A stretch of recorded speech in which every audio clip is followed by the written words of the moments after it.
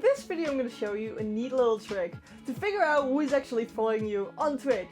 My name is Tree and I make streamer support videos. Stream smarter, not harder.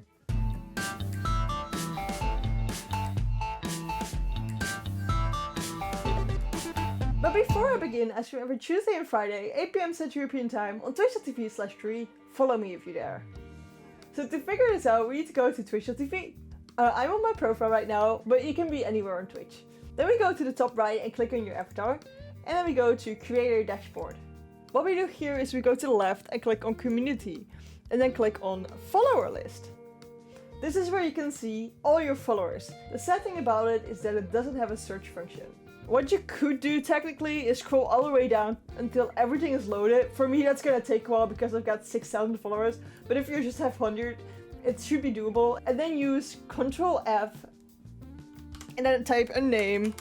In Firefox it will appear in the bottom, in Chrome it will appear to the top, and it will jump towards the name if it finds it.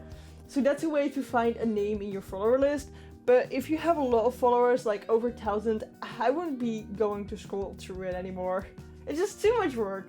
If you want to learn how to get followers, especially those 50 for Twitch affiliate, I got a video about that right in the card above. I really want to help you improve your stream and just grow on Twitch. So if you haven't hit that 3 viewer average yet, I've got a great video for you. Let's just jump into that, where I give you tips and tricks to get to the 3 viewer average you need for Twitch affiliate. So just hop into this video with me and I will see you there.